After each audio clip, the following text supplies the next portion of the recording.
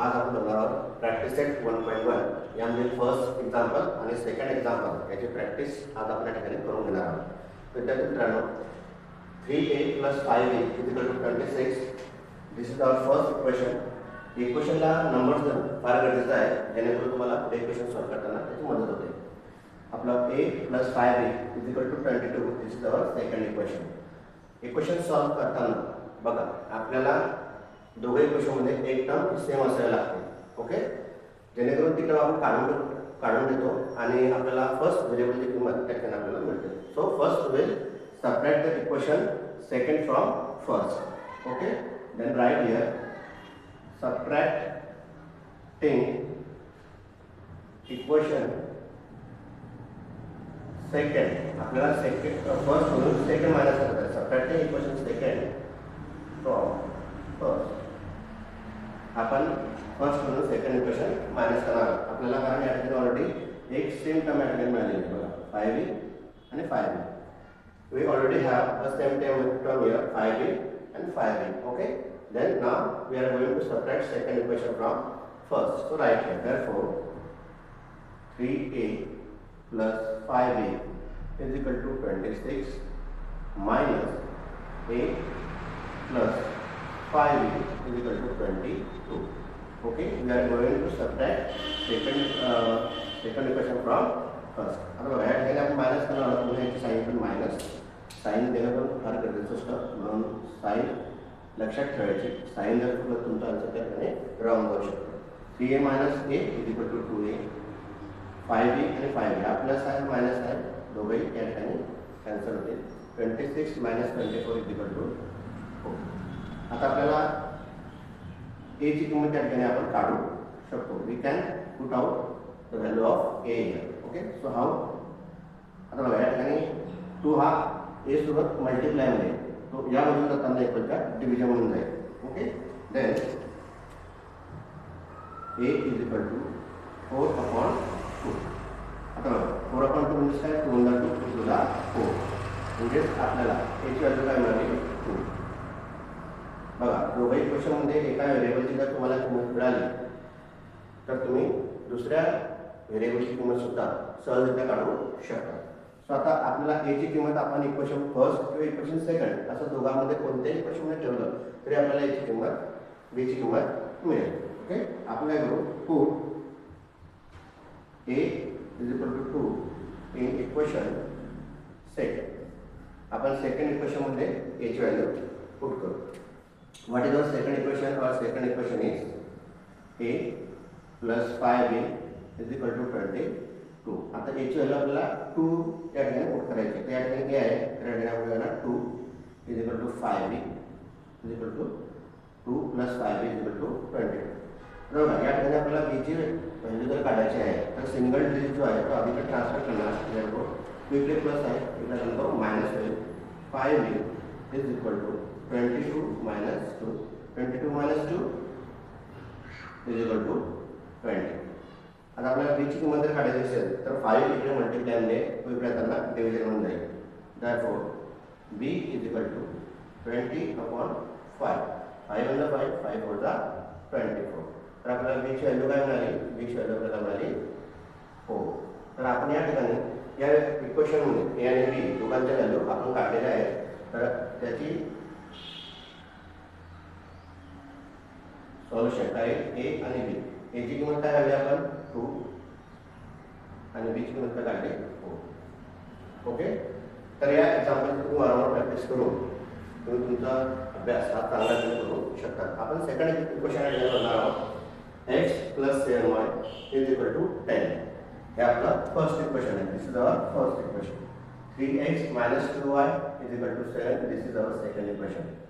आपण या ठिकाणी बघू शकतो का इक्वेशन फर्स्ट आणि इक्वेशन सेकंड मध्ये कोणतेही टर्म सेम नाही। पण एखादी टर्म जर सारखी नसेल तर त्या ठिकाणी आपण काय करू शकतो।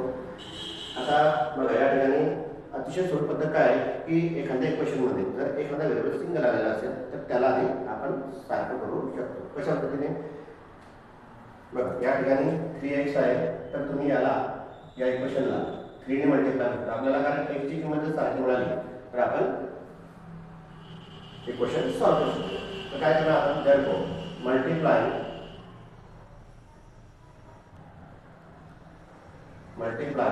इक्वेशन, आपल्याला इक्वेशन फर्स्ट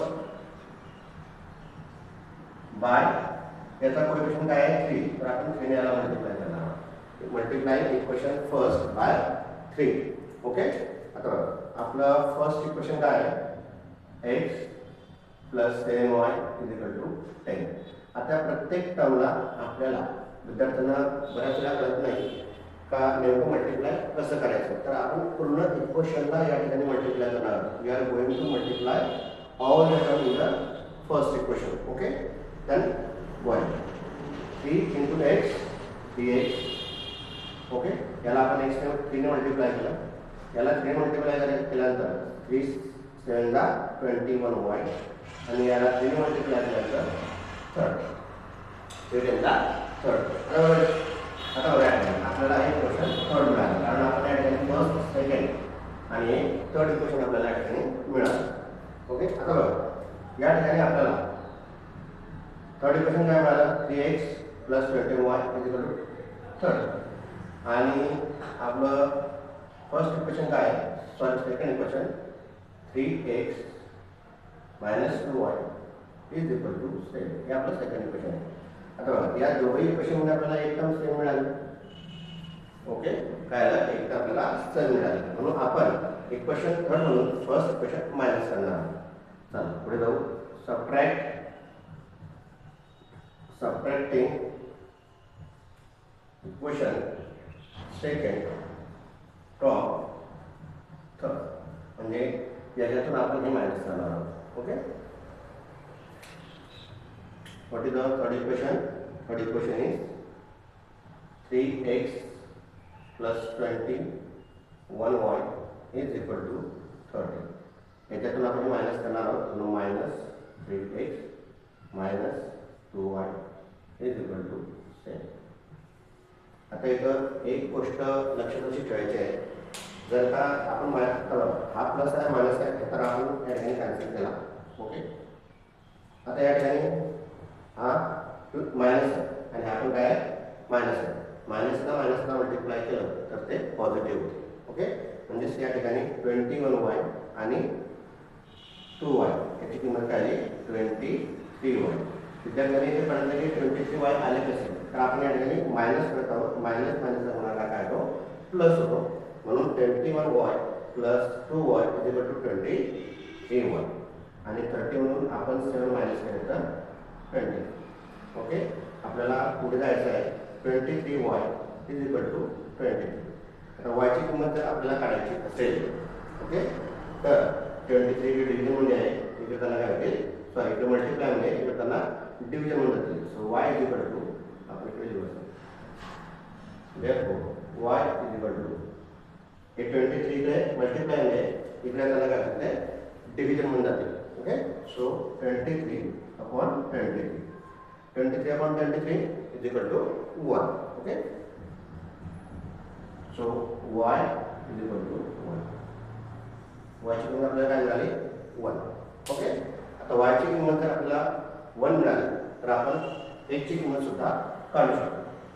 आता आपण मी तुम्हाला आधीच सांगितलं आहे की पहिल्या व्हेरिएबलची किंमत आपल्याला मिळाली तर ती किंमत आपण आलेल्या इक्वेशनमध्ये फर्स्टमध्ये टाका, सेकंडमध्ये टाका का थर्डमध्ये टाका. कोणत्याही इक्वेशनमध्ये तुम्ही जर याची व्हॅल्यू पुट केली तर तुम्हाला सेकंड व्हेरिएबलची किंमत मिळणार आहे. ओके. तर आपल्यासाठी सोपं काय असणार आहे, आपल्याला y ची किंमत मिळालेली आहे, म्हणून y ची किंमत आपण फर्स्ट इक्वेशन टाकणार आहोत. Okay. Put y = 1 in equation first. आपण इक्वेशन फर्स्ट मध्ये y ची किंमत ऍड करणार आहोत. आपलं फर्स्ट इक्वेशन काय आहे x + 7y = 10.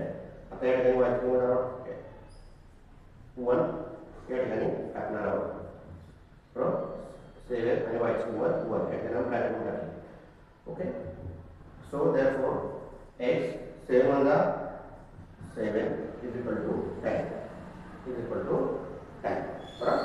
आता आपल्याला x ची किंमत जर काढायची असेल तर 7 इकडे प्लस मध्ये आहे, इकडे त्याला काय होतो मायनस मध्ये जाईल.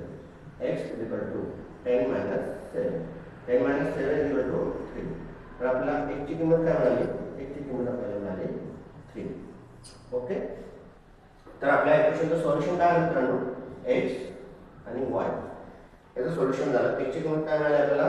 3 आणि y ची किंमत मिळाली 1. पुढील एक्झाम्पल आपण पुढील व्हिडिओमध्ये बघणार आहोत. जर तुम्हाला एक्झाम्पल समजले असतील चांगल्या रीतीने तर चॅनलला सबस्क्राईब करा, व्हिडिओ शेअर करा आणि चांगल्या पद्धतीने अभ्यास करा.